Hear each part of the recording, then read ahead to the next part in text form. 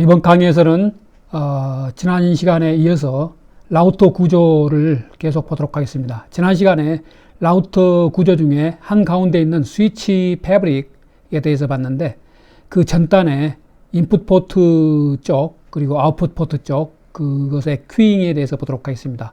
이 큐잉은 우리가 1장에서 애니메이션으로 큐에서의 어떤 로스, 딜레이 이런 것들을 관찰해 봤죠. 자, 이 내용을 쭉 한번 보도록 하겠습니다. 인풋 포트 큐. 만약 스위치 패브릭이 너무 느리다면은 인풋 포트에서 들어오는 것에 비해서 너무 느리다면은 그것은 이제 큐잉이 일어날 수 있고 딜레이가 일어나서 웨이팅 버퍼에 있다 이거죠. 인풋 큐에서. 그래서 큐잉 딜레이하고 로스를 우리가 앞에서 관찰해 본 바와 같이 일어날 수가 있겠습니다. 그것은 이제 인풋 버퍼가 파이나이트 큐 버퍼이기 때문에 유한의 크기죠. 사이즈가. 그리고 오버플로가 일어나니까 큐잉 딜레이하고 로스가 생기는 거죠. 자, 여기서 이제 우리가 한 가지 더 볼 것은, 우리가 큐에서 이렇게 기다리는데 그 순서가 또 있어서 맨 앞에서 기다리는 것 때문에 그 뒤에 있는 것들은 이제 블락킹이 되는데, 그런 것들을 한번 쭉 살펴보도록 하겠습니다. 자, 여기 그림을 보면은, 자, 여기서 데이터그램이 이렇게 쭉 들어오는데, 자, 아웃풋 큐가 스위칭 패브릭을 거쳐서 아웃풋 큐가 여기 있는데, 처음 이것도 거기로 가야 되고, 세 번째 것도 거기로 가야 되는데, 이게 먼저 했다면 그 뒤에 있는 것은 이제 블락킹이 되는 거죠. 자, 이것은 이제 동시에 여기에 들어갈 수 없기 때문에 그건 이제 맨 앞에 있는 것이 먼저 순서적으로, 그래서 그 뒤에 있는 것은 이제 블락킹이 걸리는데 그걸 헤드 오브 라인 블락킹이라고 그런다. 그래서 그것 때문에 이제 딜레이가 더 생기겠죠. 자, 여기 설명된 것처럼 아웃풋 포트에 경쟁이 있기 때문에 한 개의 레드 데이터그램만 전송이 될 수 있고, 이쪽 낮은 쪽, 이쪽 빨간 패킷은 이제 블락킹이 된다. 그 뒤에 있는 거, 이 그린 패킷, 초록색 패킷이 또 이제 헤드 오브 라인 블락킹을 이제 경험하겠죠. 이것은 이제 성격이 약간 또 자세히 들여다보면 성격이 약간 틀리긴 하죠. 이것은 아웃풋 포트의 경쟁을 하면서 같은 줄에 있지는 않지만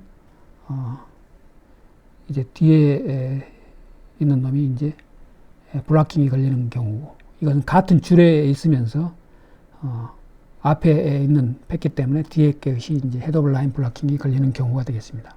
넓은 광의의 의미로서는 모두 헤드 오브 라인 블락킹이 되겠어요. 자, 아웃풋 포트 큐잉을 보면 마찬가지로 이제 스위칭 패브릭을 거쳐서 여기에 이제 라인 이쪽이 이제 인터페이스 링크, 커뮤니케이션 링크가 되겠죠. 그걸 이제 라인 터미네이션이라고 그러고, 정기적인 신호가 여기서 이제 터미네이션 된다. 그래서 여기서는 이제 일렉트리컬 시그널 인터페이스가 이제 표준으로 사용되겠죠. 내부를 보면은 큐잉이 일어나는 버퍼가 있고, 여기에 이제 해당되는 링크 레이어가 뭔지 모르지만 이제 이더넷으로 가정하고, 이더넷이 가장 보편적으로 많이 사용되는 링크 레이어 프로토콜이니까, 자, 그러면 이더넷과 연관된 라인 터미네이션, 라인 정기적인 스펙이 표준으로 여기 정의된 것이 여기 사용되겠고, 거기서 제공하는 속도에 맞춰서 이렇게 그것으로 이렇게 나가겠죠. 트랜스미션 레이트는 R이다. 자, 여기 버퍼가 있죠. 이 패브릭, 스위칭 패브릭에서 이제 오는데, 여기서 나가는 것이 빨리 이제 나간다면은 버퍼에서 빨리 소모가 되니까 여기서 큐잉 딜레이가 적겠지만, 여기서 속도가 더디다면은 이게 어느 정도 유한의 버퍼를 꽉 채우고, 그 이후의 것들은 우리가 앞에서 또 배운 것처럼 로스가 또 일어나겠죠. 그래서 인풋 큐에서도 로스가 일어날 수 있고, 아웃풋 큐에서도 로스가 일어날 수가 있겠죠. 그랬을 때 여기 이제 큐에 있는 것 중에 일부 앞에 있는 것을 이렇게 드롭시킬 수도 있고, 그 다음에 맨 뒤에 도착하는 놈을 드롭시킬 수 있고, 방법을 우리가 일반적으로는 맨 뒤에 오는 것을 드롭하지만 다른 방법도 있다. 어떤 프라이어리티 번호를 줘서 프라이어리티가 낮은 것을 이렇게 드롭할 수도 있다. 만약 큐가 꽉 찼을 때. 자, 그런 건 뒤에 조금 더 differentiated 서비스로 다시 한번 보도록 하겠습니다. 자, 그래서 데이터그램이 로스트가 일어날 수도 있고, 그것을 이제 컨제션이라든가 버퍼가 없거나 이런 경우에 로스가 일어날 수가 있다. 자, 여기서 이제 스케줄링을 우리가 룰을 정해서 할 수가 있겠는데, 여기서 이제 일반적으로는 맨 뒤에 오는 것을 이렇게 드롭시키지만 이제 내보내는 것을 우리가 어떤 원칙을 가지고 어떤 룰을 정해서 하는 그런 것을 뒤에서 보도록 하겠습니다. 어떻게 동작하는 건지 그 초점을 맞춰서 뒤에 소개된 슬라이드를 보도록 하겠습니다. 자, 프라이어리티 스케줄링 앞에서 이야기한 것처럼 여기서 이제 프라이어리티가 있는 놈이 먼저 나가게 되는 거죠. 그래서 프라이어리티가 낮은 것들은 이제 서비스를 콜옵티브 서비스가 안 좋겠고, 자, 그런 측면에서 봤을 때 이제 네트워크 중립성, 망의 중립성과 연관되는데 이 부분을 이제 뒤에서 중요한 문제이기 때문에 보도록 하겠습니다.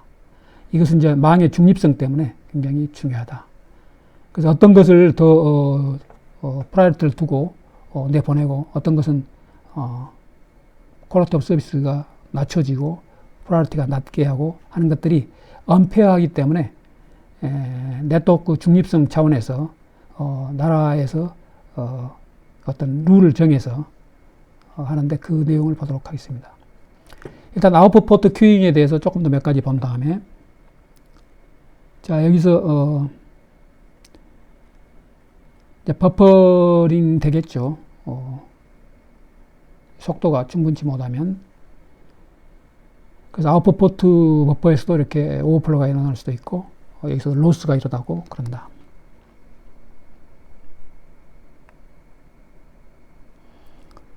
자, 버퍼링은 그러면 우리가 버퍼를 충분히 주면 되는데, 물론 이제 그건 뭐 한시적인 그런 솔루션일 뿐이겠지만, 어차피 제한된 파이나이트 큐를 쓸 수밖에 없는데, 그렇더라도 합리적인 숫자 버퍼 사이즈가 필요할 텐데, 그것을 경험치로 대충 평균 버퍼링을 보면은 보통 라운드 트립 타임 250ms, 여기에 링크 커패시티, 나가는 링크 커패시티를 보면 되겠어요. 라운드 트립 타임하고 나가는 링크 커패시티를 이렇게 곱하면, 그래서 250ms 곱하기 이 C가 10기가면은 10의 9승이죠. 10 곱하기 10의 9승 비트 퍼 세크. 그 다음에 250ms. 이거 두 개를 곱하면은 2.5 기가비트 버퍼 사이즈가 이제 필요하다 이거예요. 이 경험치로 대충 이런 정도의 메모리 사이즈가, 버퍼 사이즈가 필요하다. 자, 그런데 거기서 이제 이렇게 데이터그램이 서로 인디펜던트하게 따로따로가 아니고 어떤 흐름이 있는데, 그 스트림 종류가 N개가 있다.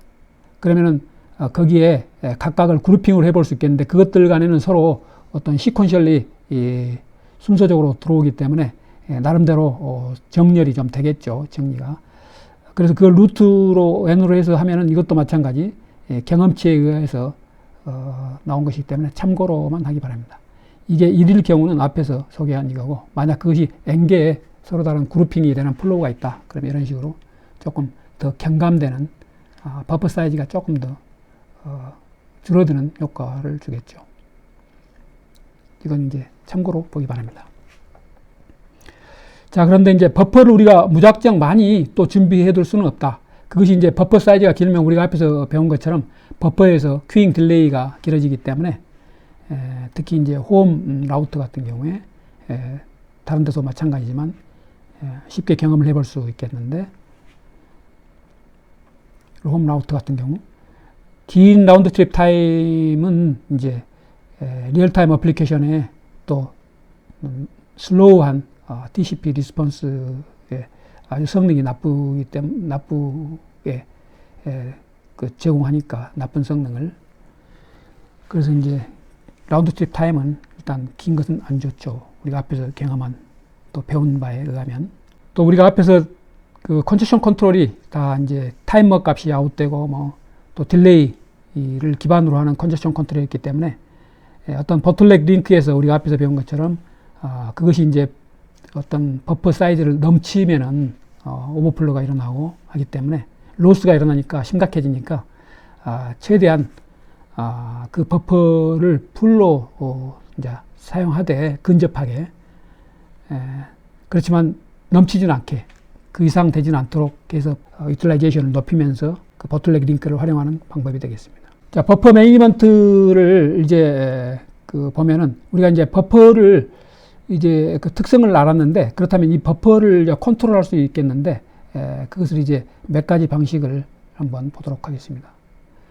자, 일반적으로는 앞에서 우리가 본 것처럼 그냥 도착하는 순으로 이렇게 나중에 들어오는 것은 이렇게 드롭되고 하는 그런 것이 있지만, 우리가 어떤 룰을 정해서 그것을 컨트롤할 수 있겠는데, 그 방식이 몇 가지가 있겠는데, 일단 큐잉 모델로 봤을 때, 큐잉 모델로 이제 추상화한 모델이 되겠는데, 이게 큐잉 모델에서는 이렇게 큐를 이런 식으로 표현하고, 그 다음에 그 큐에서 이제 프로세싱을 받아서 나가는 이 프로세서를 서버로 표현하는데, 여기서 이제 R이 그 서빙 하는 거죠. 여기서 나가야 되니까 이 속도로 서빙의 속도가 되겠어요. 서버의 속도. 그래서 그 서버에서 이제 처리돼서 나가는 것이 이제 전송되는 거고, 그 전에 기다리는 것이 이제 웨이팅 버퍼가 되겠어요. 큐가 되겠어요. 이런 식으로 이제 추상화돼서 그림을 이제 그려볼 수도 있다. 원래 큐잉 모델은 이런 식으로 그리는 거고, 자, 버퍼 관리하는 것을 보면은 이제 드롭할 때 어떤 원칙을 정해서 할 건가? 맨 뒤에 오는 놈을 드롭한다. 그러면 테일 드롭이 되겠어요. 맨 뒤에 거. 버퍼가 꽉 찼는데 맨 뒤에 왔다. 그러면 당연히 보통의 경우 이제 그런 식으로 많이 하겠죠. 그런데 여기에 이제 프라이어티가 있어가지고 데이터그램에 이제 프라이어티가 각각 그 QA 버퍼에 있는 놈들이 프라이어티가 있는데, 프라이어티가 낮으면은 이제 드로핑하고, 또 이 안에서 버퍼가 꽉 찼다 하면 제거하고 하는 것을 프라이어티를 기본으로 해서 할 수도 있다. 그래서 이제 버퍼를 관리하는 방법 중에 하나겠어요, 그게. 그 다음에 이제 어떤 패킷에 그 지금 망이, 우리가 라우터를 앞에서 배운 라우터를 생각하면은 이제 망이 컨제스션이 됐다. 그래서 중간에 라우터에서 이제 explicit congestion notification을 쓸 수 있다. 그래서 지금 망에 라우터에서 이제 그 컨제스션을 알고 거기에 이제 2비트가 그걸로 어사인이 되어 있다고 그랬죠. 타입 오브 서비스, 일단 나중에 IP 패킷 데이터그램 포맷을 보겠지만, 타입 오브 서비스의 MSB 왼쪽 2비트가 ECN으로 사용되는데, 컨제스션과 연관돼서 나머지 이제 8비트 중에 6비트는 differentiated service라는 뒤에 소개될 차별화된 서비스를 위해서 사용되는데, 그건 뒤에 보기로 하고, 또 RED라는 게 있는데, 이것은 이제 이것도 마찬가지 컨제스션과 연관된 건데, 한번 이것에 대한 내용을 한번 보도록 하겠습니다. 자, 여기 위키피디아에서 소개한 것처럼 Random Early Detection, RED가 되겠어요. 금방 본 RED.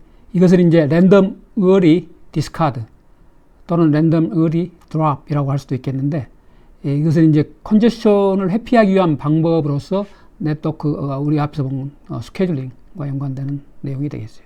이것은 이제 버퍼가 풀이 되기 전에 미리 일찍 버리거나 또는 뭐 드랍하는 그런 방식이 되겠어요.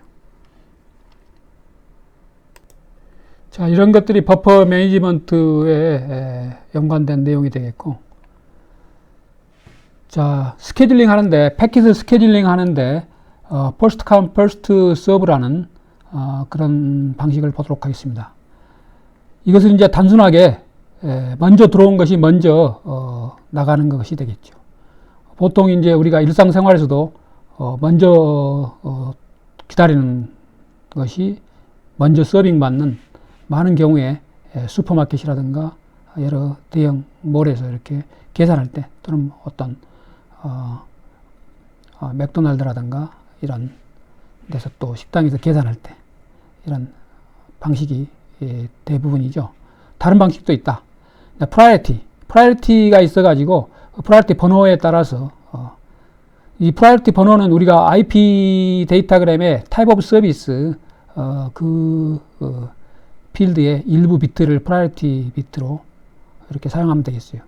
두 비트는 이제 explicit congestion notification용인 컨제스션과 연관된 비트로 사용되고 나머지 6비트를 이제 프라이어티 번호로 사용할 수도 있겠습니다. 자, 그 다음에 라운드 로빈, 이 방식 몇 가지를 뒤에 자세히 설명되니까 이런 방식들이 있다. 이것이 이제 패킷 스케줄링 방식들이 되겠어요. 앞에서처럼 이제 큐는 항상 이런 식으로 프로세싱 해주는 서버와 그 다음에 큐 이런 식으로 노테이션이 이런 식으로 된다. 자, first come first serve는 우리가 일반적으로 흔히 일상생활에서 접할 수 있는 파이포가 되겠어요. 먼저 들어와서 먼저 나간다. 그래서 이제 일상생활에 금방 이야기했던 것들이 이제 일상생활의 애들이 되겠고, 그 다음에 이제 다른 방식, 프라이어티를 기본으로 한 스케줄링 방식이 있는데, 이 클래스에 따라서 프라이어티가 높은 패킷들이 있는 큐, 하이 프라이어티 큐와 로우 프라이어티 큐가 있다고 이렇게 했을 때, 높은 쪽 큐에 있는, 하이 프라이어티 큐에 있는 데이터그램이 먼저 똑같은 상황이라면 먼저 서빙을 받는 그런 것이 되겠습니다. 그런 것이 프라이어티 스케줄링 방식이다. 그래서 아까 이야기한 것처럼 IP 데이터그램의 헤더 필드 중에 타입 오브 서비스가 이제 클래스를 나누는데, 그래서 이것이 이제 프라이어티하고 연관되도록 사용될 수가 있겠습니다. 그리고 이제 같은 이제 하이 프라이어티 큐 내에서는 또 로우 프라이어티 마찬가지지만 먼저 들어오는 것이 first come first serve가 되는 그런 방식이 되겠어요.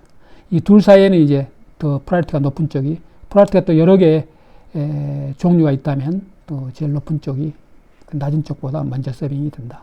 빨간 쪽 패킷, 프라이어티가 높은 쪽이죠. 이런 식으로 도착했을 때 같이 들어왔죠. 그랬을 때 프라이어티가 높은, 그 다음에 같이 들어왔다면 더 먼저 first come first serve, 그래서 1, 3, 그 다음에 2 이런 식으로 순서가 되겠어요. 1, 3, 2. 그 뒤에는 이제 4번이 들어왔더라도 그 뒤에 온 것이니까 이 뒤에 4가 오겠고. 자, 이런 식으로 이제 스케줄링이 돼서 서비스가 된다. 자, 그 다음에 이제 라운드 로빈 방식이 있는데, 라운드 로빈은 문자 그대로 이렇게 돌아가면서 이제 클래스가 틀린 것끼리 이렇게 클래시파이가 된 트래픽들, 데이터그램이 이렇게 각각의 큐에 있으면은 이게 순서적으로 이렇게 돌아가면서 이것 먼저 그 다음 이런 식으로 이렇게 쭉 돌아가면서 이렇게 골고루 해주는 것이 라운드 로빈 스케줄링 방식이 되겠어요. 이것을 이제 프라이어티는 없고 각각의 이제 종류가 틀린 것끼리 놓고 각각의 종류가 틀린 것들을 순서를 이제 골고루 기회를 주는 거죠. 이게 라운드 로빈 이제 균등하게 기회를 주는 방식이 되겠어요.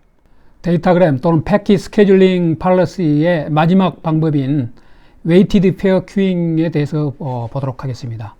이것은 이제 앞에서 방금 봤던 라운드 로빈과 비슷한데, 여기에 이제 틀린 점은 웨이트를 각 클래스마다 웨이트를 이렇게 뒀다는 것인데, 여기에 이제 각 클래스 i라면은 1번이라면 웨이트 1, 가중치죠. 가중치를 둬서, 가중치가 아무래도 이 값이 높으면은 전체 가중치분의 그 가중치 값만큼, 그 비율만큼 이 전송 하는 이 레이트 속도죠. 전송 속도. 그것의 일부를 그 비율로 쓰기 때문에 그만큼 이제 그 밴드위스를 최소한으로 이렇게 개런티를 해줄 수 있는 방식이 되겠어요. 자, 그래서 이 방식은 이제 웨이트에 따라서 각 클래스마다 웨이트가 틀리는데 라운드 로빈으로 이렇게 스케줄링 하는 방식이다. 자, 이 앞에서 이제 배웠던 프라이어티 트래픽 스케줄링과 그 그 다음에 방금 봤던 WFQ, Weighted Fair Queuing, 이 방식을 가지고 서비스의 다른 이제 고객이라든가 다른 회사들한테 서비스를 제공할 때 틀린 퀄리티 오브 서비스를 제공할 수 있겠죠. 자, 그 점을 염두에 두고 그 다음 슬라이드로 가도록 하겠습니다. 자, 그 부분이 이제 망 중립성과 연관된 부분인데 이 부분은 미리 언급하자면 굉장히 핫 이슈이고 지금도 찬성과 반대 의견이 서로 이제 분분한 그런 이슈가 되겠습니다. 네트워크 뉴트럴리티, 망 중립성. 자, 망 중립성에 대해서 우선 준비된 슬라이드를 보고 그 다음에 이제 참고 자료로 몇 가지 웹사이트에서 볼 자료가 있는데 그건 조금 이따 보기로 하고, 망 중립성이란 무엇인가?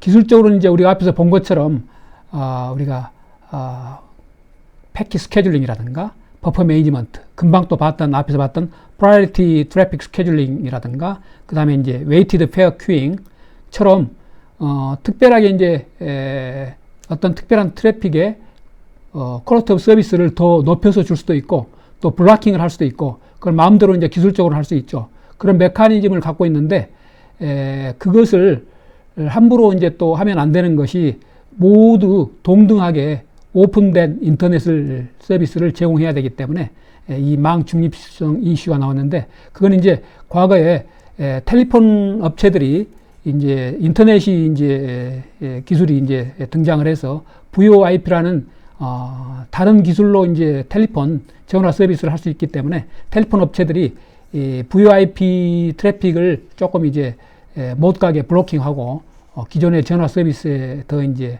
그 우선권을 주는 그런 것이 90년대에 있었고 그 이후에도 이제 예를 들면 P2P, 비트토런트 트래픽 같은 경우 이제 그걸 차단시키려고 거기에 이제 TCP 리셋을 이제 플래그를 보내서 그 비트토런트 커넥션이 차단되도록 하는 거라든가 그런 것들이 있는데 이제 그런 것들 때문에 망 중립성이 이제 크게 이제 부각이 됐고 지금도 이것을 각 나라마다 조정 중에 있는 그런 이슈라고 생각하면 되겠어요. 소셜 또는 이코노믹 원칙하에 보면은 일단 표현의 자유라든가 이런 것들을 보호해줘야 될 필요가 있고 또 기술 혁신이라든가 경쟁을 바탕으로 또 혁신이 일어나기 때문에 그런 걸 또 이렇게 촉진시켜야 되니까 그런 측면에서 봤을 때 네트워크 뉴트럴리티가 또 필요한데 그래서 이제 거기에 어떤 룰이라든가 합리적인 룰이라든가 합법적인 그다음에 팔러스 이런 것들이 필요하겠어요. 그래서 이 네트워크 뉴트럴리티는 바로 이제 이런 리걸 룰 그다음에 팔러스하고 연관되는 것이다. 그렇게 이해하면 되겠어요. 그리고 이것은 이제 각 나라마다 취하는 입장이 서로 이제 틀리는데 그 실제 사례를 한번 보도록 하겠습니다. 여기까지 한번 보고 예를 들면은 2015년에 미국은 이제 FCC가 이제 1934년에 이제 텔레커뮤니케이션 액트 조금 이따 한번 보겠는데 거기서 만들어진 FCC 연방통신위원회가 되겠죠. 우리나라 방송통신위원회와 같은 그런 이제 통신 쪽에 막강한 권한을 갖고 있는 그런 기구가 되겠는데 2015년에는 이것을 이제 오바마 정부 때는 이런 것을 이제 찬성하는 쪽으로 확실하게 네트워크 뉴트럴리티에 대해서 이렇게 옹호하는 그 룰을 이렇게 만들었어요. 그래서 Protecting and Promoting Open Internet. 그래서 네트워크 뉴트럴리티가 이렇게 원칙이 노 블로킹이고 그래서 이제 어떤 콘텐츠건 합법적인 콘텐츠라면 그 다음에 또 응용이건 서비스건 또 어떤 유해하지 않는 어떤 장치라면 이런 것들을 전부 이제 블로킹을 하지 않는다. 또 억제하지도 않는다. 이렇게 조절하지도 않고 인터넷 트래픽의 합법적인 인터넷 트래픽을 저하시키지 않는 그런 방향으로 그러니까 이제 자유로이 할 수 있도록 하는 것이 네트워크 뉴트럴리티가 되겠는데 그래서 이것은 이제 망 사업자들 그러니까 인프라를 제공하는 망 사업자들한테는 상당히 안 좋은 그런 것이 되겠는데 어떤 측면에서 그러냐면은 새로운 투자를 이렇게 인프라에 해줘야 되는데 이제 그 사용하는 사용자라든가 그것을 이용한 콘텐츠 프로바이더라든가 여기에서 따로 이렇게 돈을 추가로 이렇게 받을 수 있는 그런 것이 없기 때문에 이제 상당히 이것에 대해서 불만을 갖고 있는 게 망 사업자가 되겠어요. 우리나라 이제 같으면 KT라든가 SK 브로드밴드라든가 또는 LG U+가 그런 입장이 되겠죠. 망 중립성에 대해서는 반대하는 입장. 자, 그 다음에 이제 어떤 돈을 받고 또 어떤 그 우대를 해주는 그런 것도 해서는 안 된다. 이런 것들이 망 중립성과 연관되는 것이 되겠습니다. 자, 인터넷 서비스 프로바이더는 통신 서비스 회사냐 또는 정보 서비스 회사냐. 이런 측면에서 그것이 이제 중요한 이유가 텔레커뮤니케이션 서비스를 하는 회사로 간주한다면 이제 거기에 법적 규제가 많이 있기 때문에 그것을 따라야 되고, 인포메이션 서비스 제공자라면은 단순히 그건 이제 법적 규제가 없기 때문에 따로 가혹한 법적 규제가 없기 때문에 미국의 경우, 미국의 이제 통신법에 의하면 1934년 제정됐고, 그 다음에 1996년에 이제 개편된 그 법에 의하면 제목 1부터 먼저 보면은 제목 1, 타이틀 1은 이제 정보 서비스에 대해서 이제 적용하는 그런 레귤레이션이 되겠고, 거기서는 이제 커먼 캐리어 듀티, 이 부분이 이제 기간 통신 사업자 또는 기간 사업자, 이 부분은 통신뿐만 아니라 전기, 수도, 가스 그런 기간 사업자한테 해당되는 그런 의무라고 생각하면 되겠어요.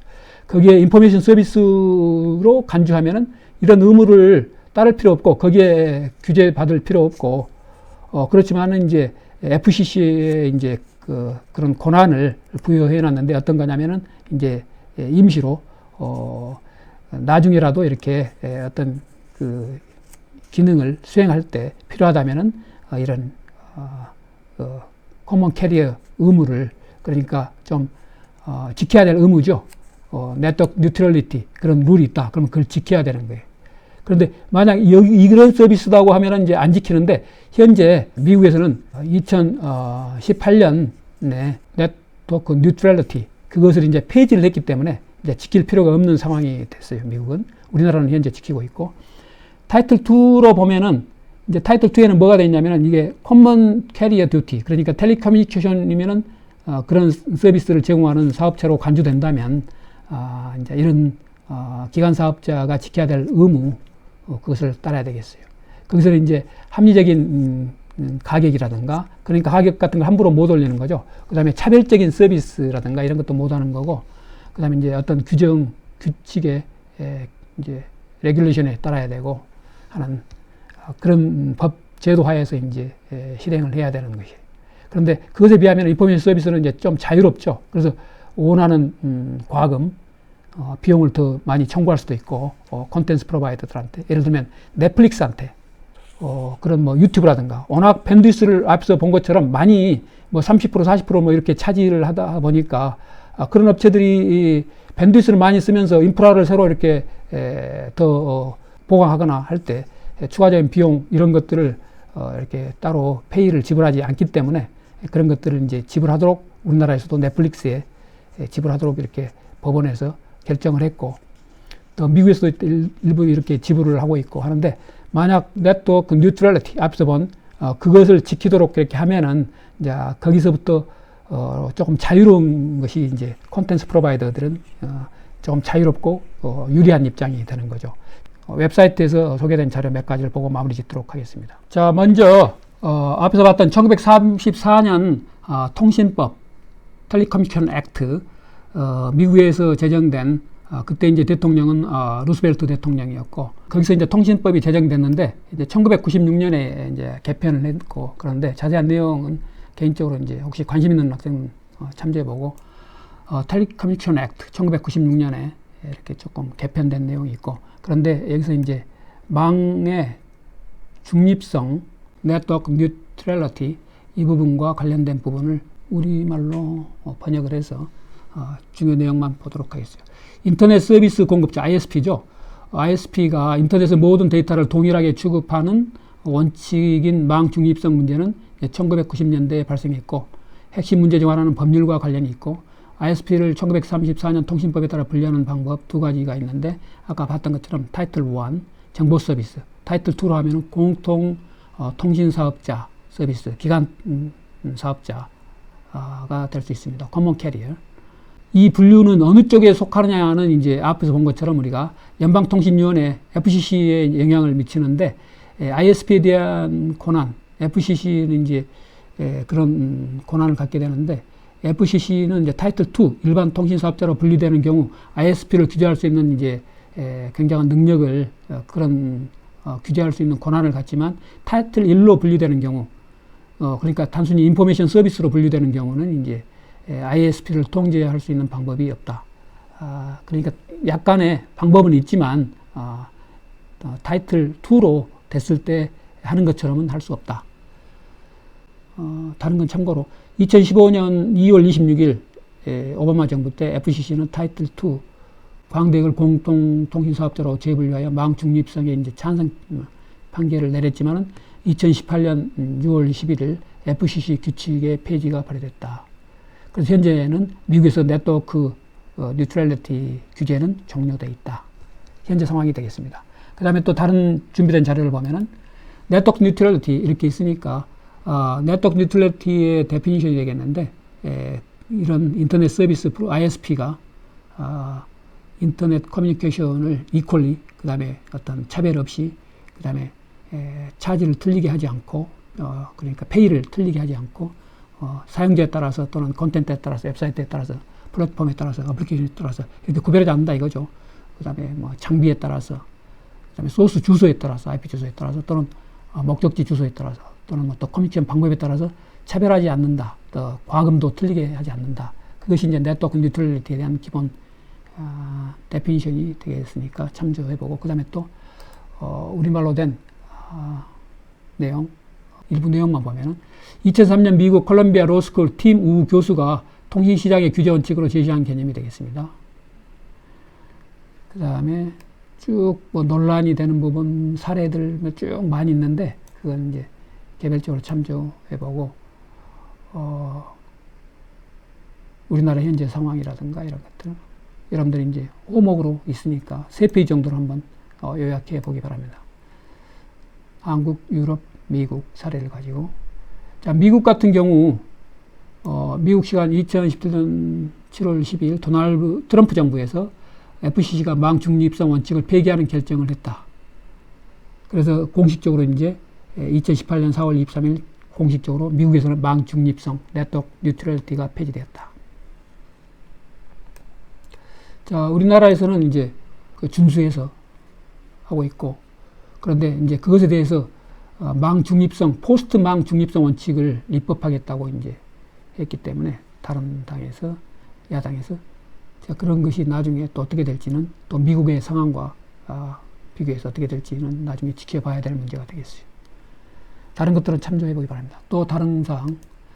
자, 우리나라 이제 과학기술정보통신부에서 이런 것들을 다루는데, 망 중립성 및 인터넷 트래픽 관리에 관한 가이드라인을 이제 개정하고 시행하는 것을 알리는 공보가 있었는데, 그게 이제 2021년 1월 달에 있었고, 자, 여기서 이제 인터넷 생태계의 건전하고 지속적인 발전을 도모하고 사업자 간 공정한 경쟁 환경 조성과 이용자의 권익을 증진하기 위해서 망 중립성 및 인터넷 트래픽 관리에 관한 가이드라인 이거죠.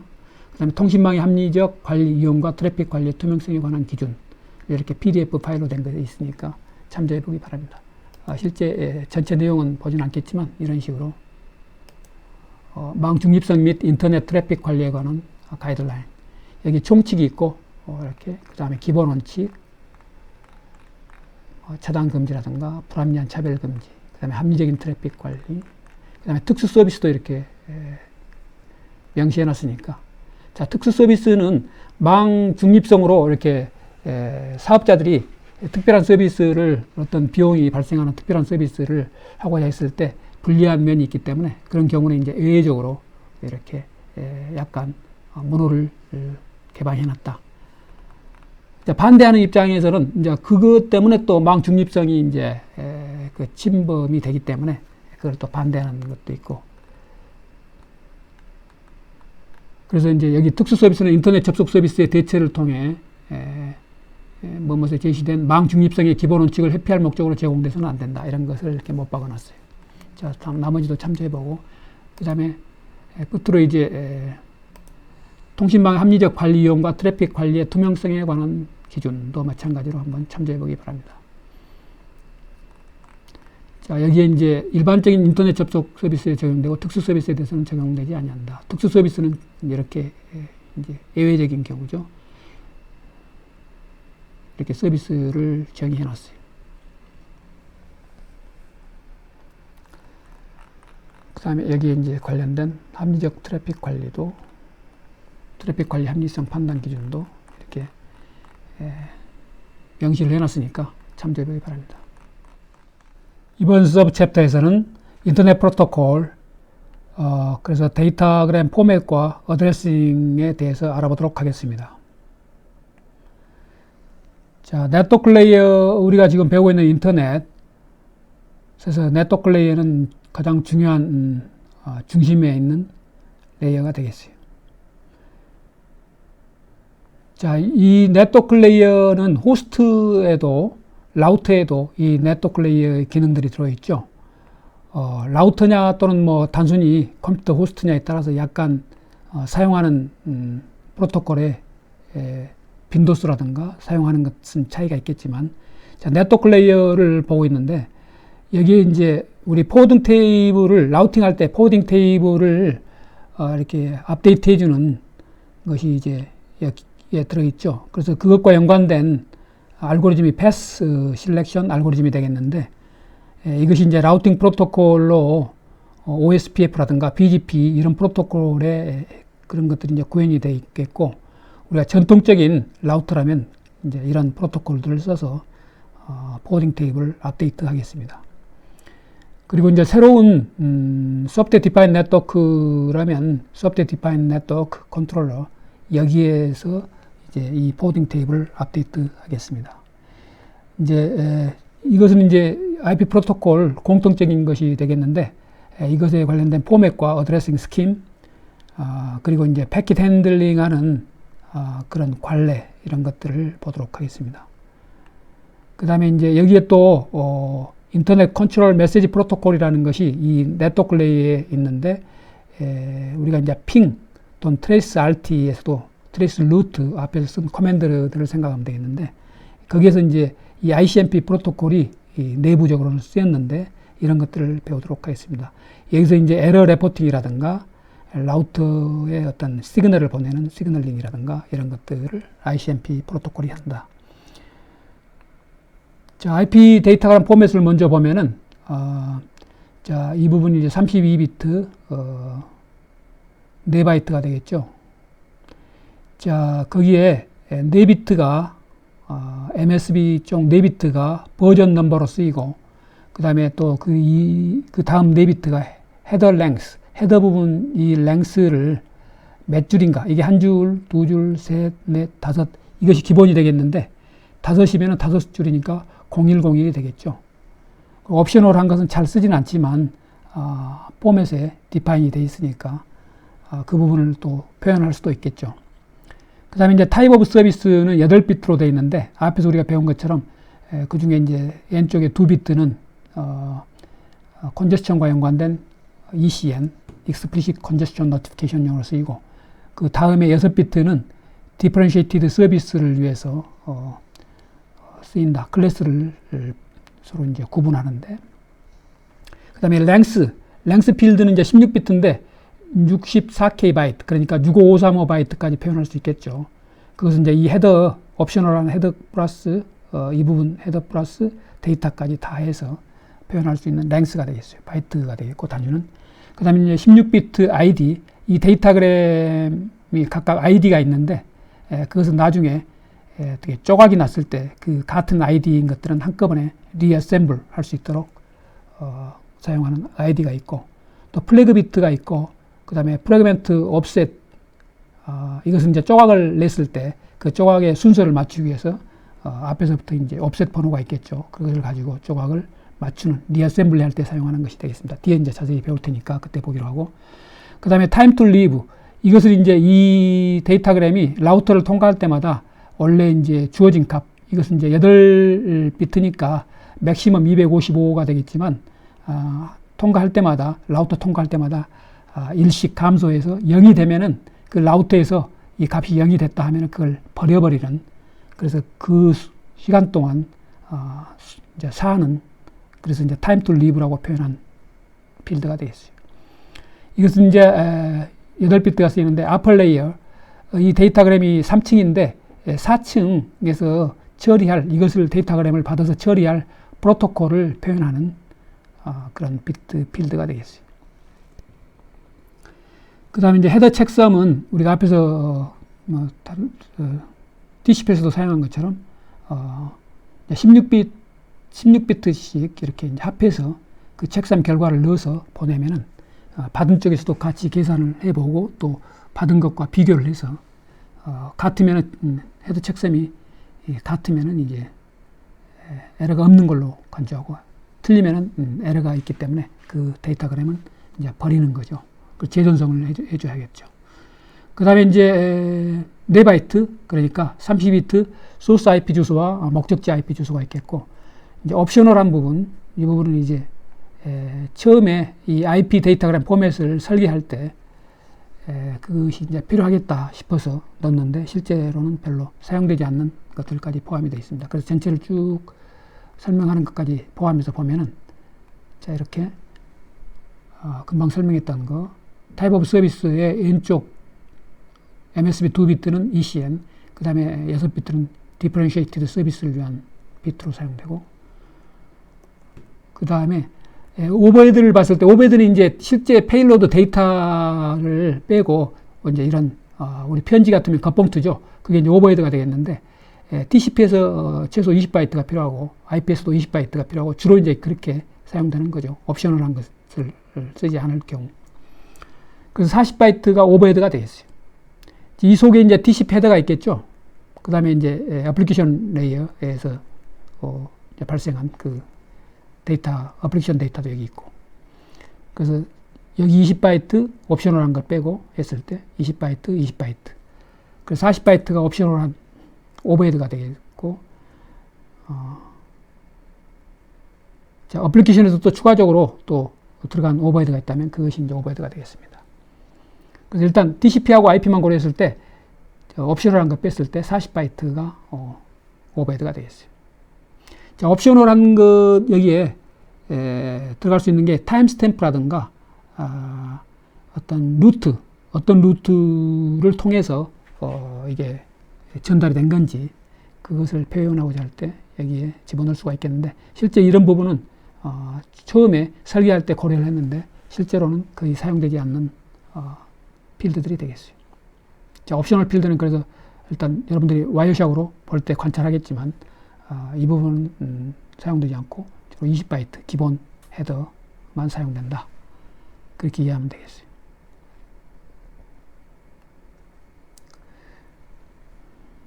자, 그 다음에 이제 어드레싱에 대해서 보면은 우리가 이제 IP 주소에 대해서는 많이 들어봤는데 그 주소가 이제 중요하죠. 왜냐하면 그것을 가지고 우리 데이터그램이 이제 그 주소를 가지고 전달이 되고 또 수신을 또 하고 하는 거니까. 자, IP 주소를 이제 앞에서 본 것처럼 30비트로 돼 있고, 그것이 이제, 우리가 앞에서 본 라우터 인터페이스에 그 IP가 하나씩 부여가 되는 거예요. 여러분들 컴퓨터의 인터페이스, 이더넷 인터페이스에 또 하나가 부여되고 하는 것처럼 인터페이스에 그 IP 주소가 각각이 유니크한 IP 주소가 할당이 되겠습니다. 자, 인터페이스는 뭐냐?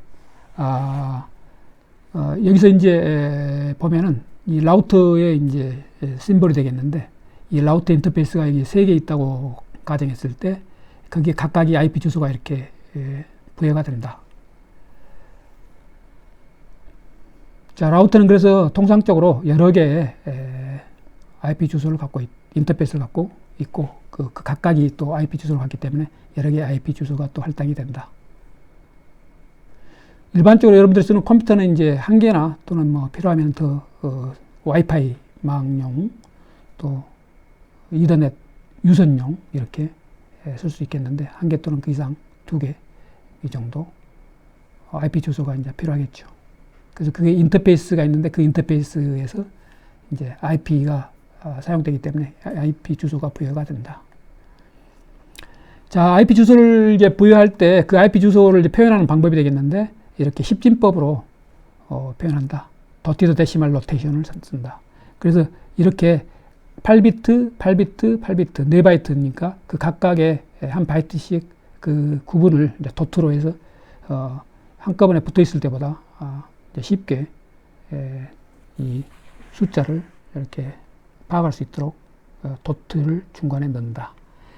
비트로 이렇게 표현하면 굉장히 눈으로 보기가 어렵죠. 이걸 십진법으로 해야 되고, 십진법 자체도 이것도 좀 기억하기에 상당히 어렵죠. 그래서 우리가 이름을 쓰는 거죠. 그 이름. 자, 이름을 쓰기 때문에 우리가 앞에서 배운 것처럼 도메인 네임 시스템 DNS 서버가 필요하다. 자, 참고용으로 라우터의 그 외부 인터페이스를 보면은 이렇게 패스트 이더넷이라고 된 게 100mbps를 생각하면 되겠는데, 그게 각각이 IP 주소가 할당이 돼야 되겠어요. 이 인터페이스에 우리가 선을 연결해서 사용한다 했을 때. 자, 시리얼 포트는 또 WAN으로 이렇게 연결되는 그 와이드 에리어 네트워크로 연결되는 포트가 되겠는데, 여기도 IP 주소가 할당이 되겠어요. 자, 이렇게 인터페이스에 IP 주소가 할당이 된다. 자, 그 다음에 이제 IP 주소를 계속 이제 좀 더 자세히 들여다보면은,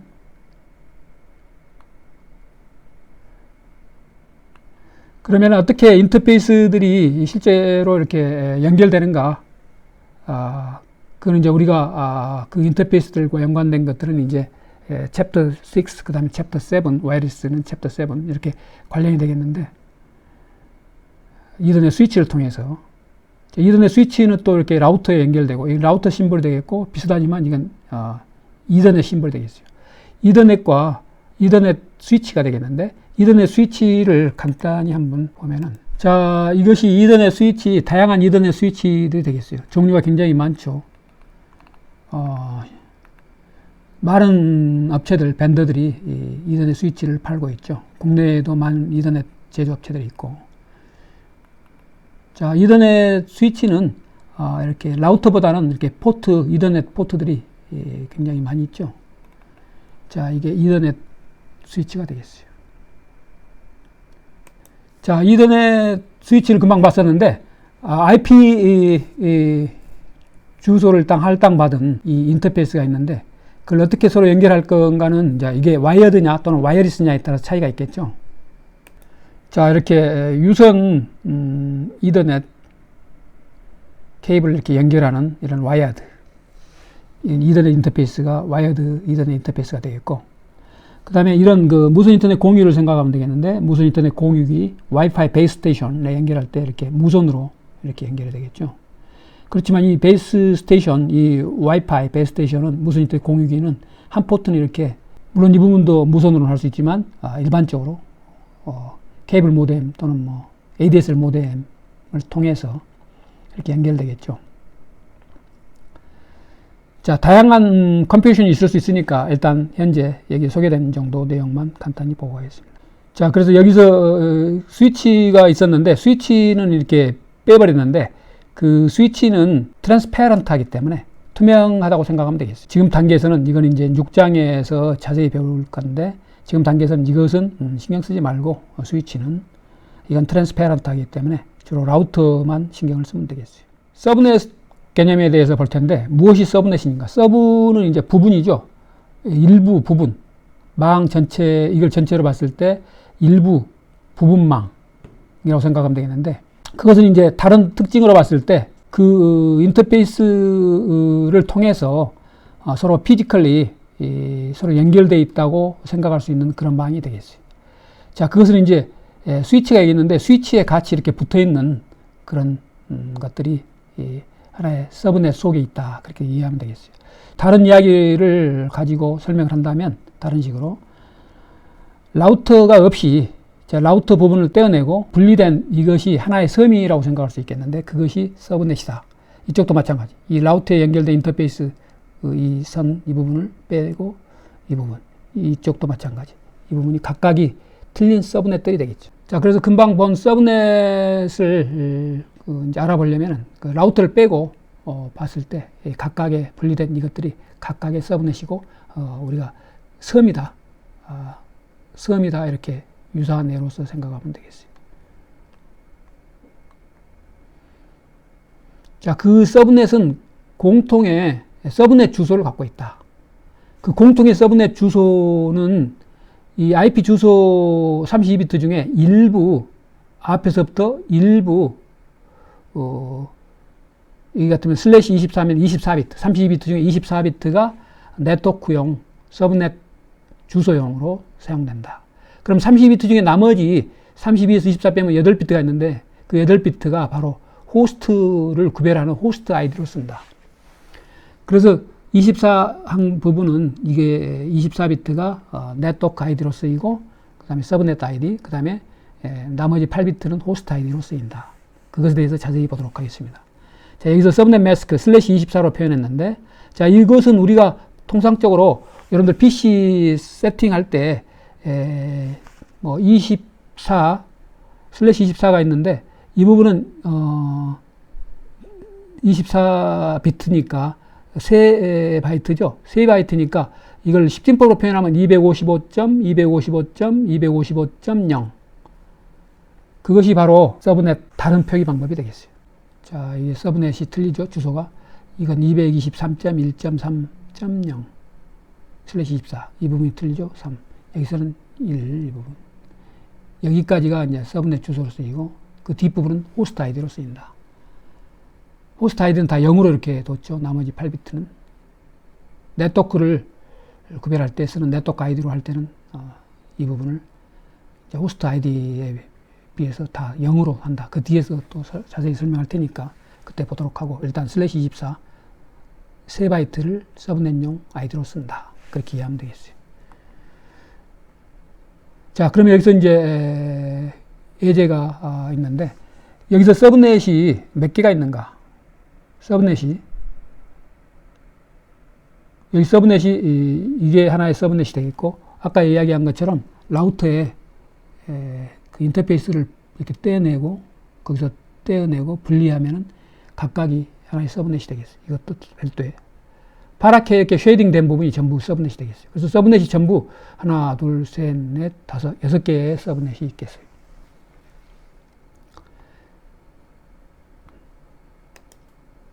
자, 이렇게 떼내면은 우리가 알 수 있죠. 자, 여기서 서브넷은 이제 슬래시 24로 표현한, 즉 255.255.255.0 우리가 익히 잘 알고 있는 서브넷 매스크.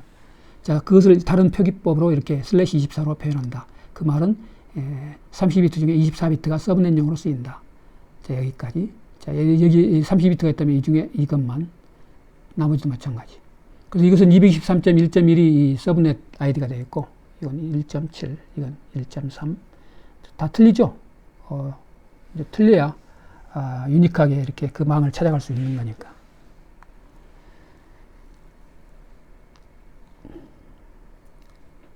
자, IP 주소에 대해서 클래스가 있는데, 그 클래스가 있는 것과 없는 것, 먼저 클래스가 있는 것을 보고 그 다음에 클래스가 없는 것을 보도록 하겠습니다.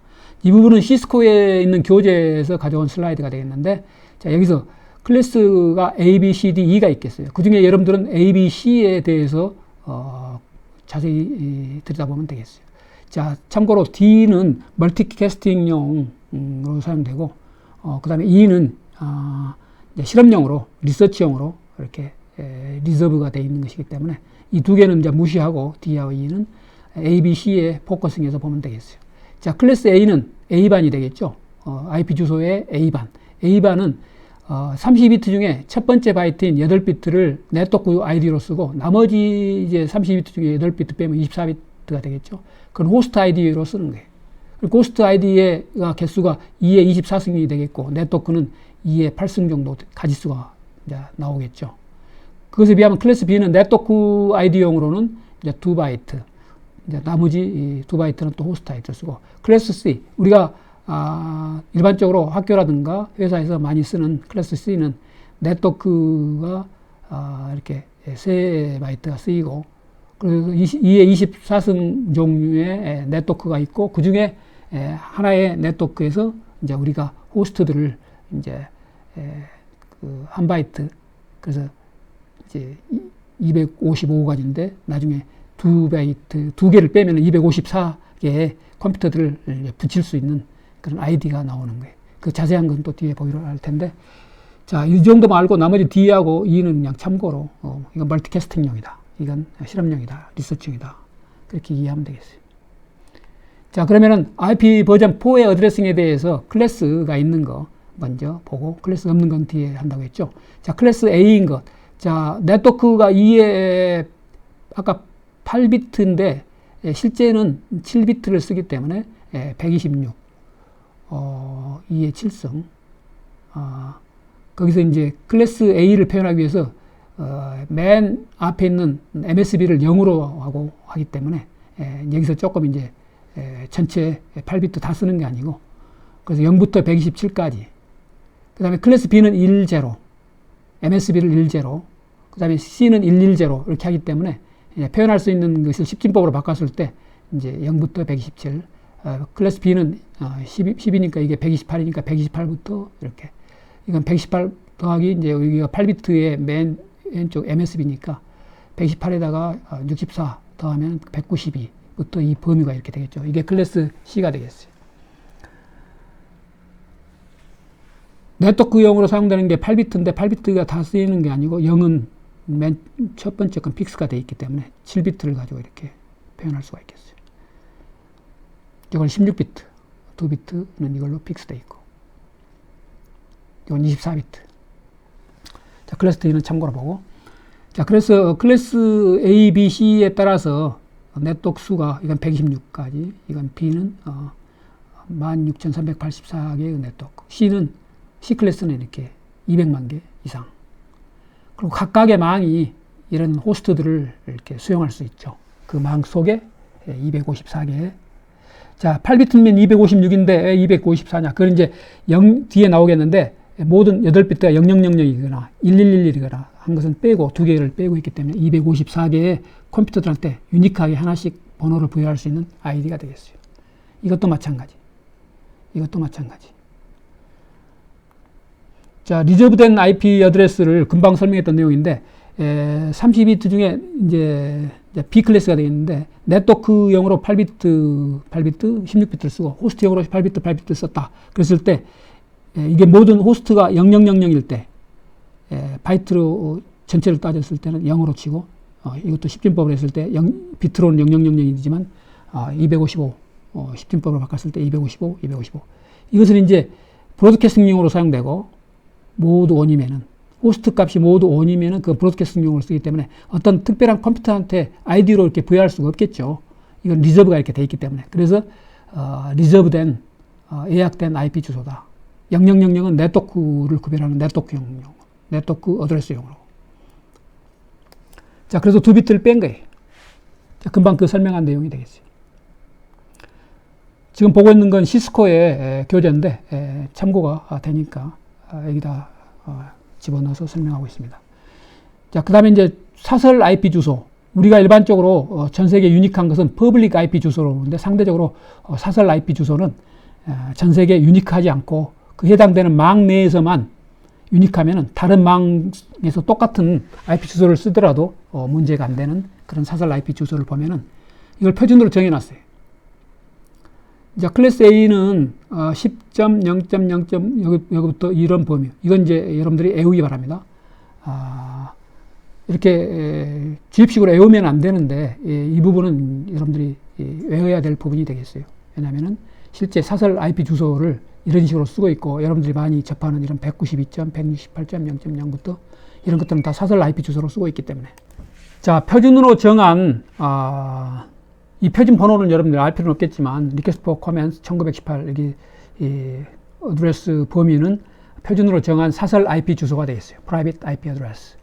자, 그래서 이 부분은 여러분들이 머릿속에 넣어두기 바랍니다. 자, A 클래스에서의 사설 IP 주소 일부는 사설 IP 주소다. B 클래스에서 일부는 사설 IP 주소가 된다. 이건 여러 네트워크에서 전 세계에 굉장히 여러 네트워크에서 공통으로 중복적으로 써도 전혀 상관이 없는 프라이빗 IP 주소가 되겠어요. 전 세계적으로 전혀 유니크하지가 않는 거죠. 자, C 클래스 192.168.0.0부터 이 범위, 이런 것을 다 외우기 바랍니다. 이건 이제 시험에서 물어볼 수 있는 부분이 되겠어요. 자, IP 어드레싱의 이제 두 번째 방법인, 앞에서는 이제 클래스, 반을 가지고 클래스로 이렇게 나눴는데, A, B, C, 이렇게 D. 자, 여기서는 클래스가 없는, 인터도메인 라우팅, 이제 사이드라고 그러는데, 이 어드레싱 스킴을 보도록 하겠습니다. 자, 여기서 이제 서브넷 부분을 숫자로 구별하는데, 그 숫자는 이제 이렇게 슬래시 X 해서, 이 숫자는 이제 임의의 숫자가 되겠는데, 32 범위, 그 비트 수가 32니까 그 범위 이내에서 이제 적당히 쓰면 되겠는데, 여기서 이제 X는 서브넷 주소 부분의 개수가 되겠어요. 거기서 사용하는 개수. 자, 그래서 아까 슬래시 23을 생각하면 되겠어요. 슬래시 24가 바로 이 사이더 표기법이 되겠어요. 클래스 리스, 인터도메인 라우팅, 어드레싱 표현 방법이 되겠어요. 자, 그래서 이렇게 여기서 이제 아까는 24였지만 23처럼 이렇게 바이트 단위로 딱딱 안 끊어지는 이런 경우도, 또는 뭐 22도 이렇게 표현할 수가 있겠어요. 21도 표현할 수 있겠고. 자, 이렇게 하면은 이제 한 비트가 빠졌으니까 거기를 이제 호스트용으로 쓴다. 그러면 23비트만 서브넷 부분이 되겠죠. 그것을 이렇게 슬래시 23으로 표현한 거예요. 그것은 이것 중에 23비트 여기까지 서브넷 아이디용으로 사용된다. 자, 그러면은 이 IP 어드레스를 어떻게 우리가 컴퓨터에 부여할 수 있는가? 임의로 어떤 번호를 주면 안 되겠죠. 왜냐하면 전 세계 유니크해야 되니까. 그래서 전 세계 유니크함을 이렇게 관리해야 되겠죠. 그래서 그것을 관리하기 위해서 이제 그 아이칸이라는 데서 미국의 이제 상무부의 권한을 위임받아서 이제 이 그 IP 주소를 할당을 해주는데, 그것을 또 IANA 이 뒤에 또 나올 텐데, 거기서 또 이제 IP 주소를 전 세계에 할당을 해줬는데, 아이칸이라는 데서 이 IANA를 이제 소유하고 있는데, 이 조직을 여기서 이제 그 IP 주소를 할당하는데, 참고로 2011년에 이미 그 IP 주소 할당이 끝나버렸어요. 왜냐하면 이미 다 IP 버전 4 주소가 고갈이 됐기 때문에 다 이제 할당이 끝나서 더 이상 할당해 줄 풀이 없는 거죠. IP 주소가. 자, 그래서 우리는 IP 버전 6로 빨리 가야 되는데, 그것을 90년대 초부터 이렇게 그 중요성을 이야기했음에도 불구하고 이렇게 굉장히 시간이 오래 걸리는데, 그것을 이제 IP 주소 쓰는 것은 마치 인프라에서 이렇게 우리 그 집 이런 것들의 구조물, 이런 것들이 이제 중요한 인프라들인데, 그런 것들을 통째로 바꾸는 것처럼 어려운 작업이에요. 근데 어플리케이션은 그것에 비하면은 5층에 있는 어플리케이션들은 여러분들이 잘 알고 있는 SNS 관련된 여러 가지 페이스북이라든가 트위터, 또 여러 가지 그런 뭐 유튜브라든가 이런 것들이 다 어플리케이션에 있기 때문에 새로운 어플리케이션이 등장하고 또 굉장히 짧은 순간 이렇게 커질 수도 있고 하는데, 이 네트워크 계층인 IP를 버전 4를 이용한 그 부분은 굉장히 한꺼번에 이렇게 바꾸기가 어려운 부분이다.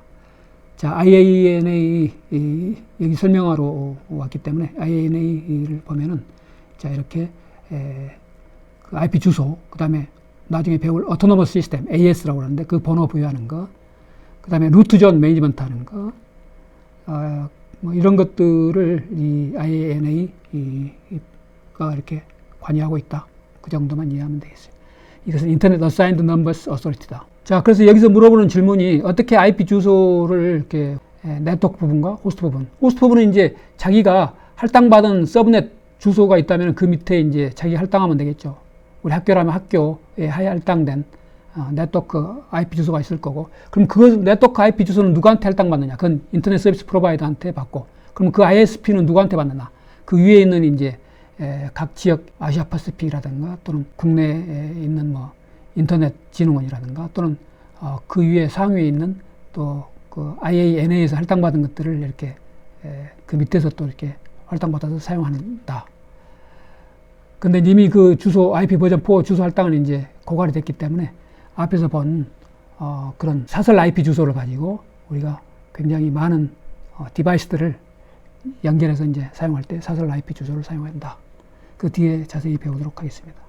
그러면 이제 호스트가 어떻게 IP 주소를 갖는가는 이미 할당받은 그것을 가지고 수작업으로 매뉴얼리 여러분들 컴퓨터에 IP 주소 세팅하는 것처럼 IP 주소 설정 설정해서 IP 주소 설정하면 되겠고, 그 다음에 또 자동으로 하는 게 있죠. 여러분들이 뭐 스마트폰이라든가 와이파이 망에서의 노트북 이런 경우는 이제 자동으로 이제 할당을 받기 때문에 매뉴얼리 안 해주더라도 이렇게 다이나믹하게 할당을 받는데, 그러기 위해서 필요한 자동으로 하는데 플러그 앤 플레이를 해주는 DHCP 다이나믹 호스트 컨트롤 이 부분은 뒤에서 자세히 보도록 하겠습니다.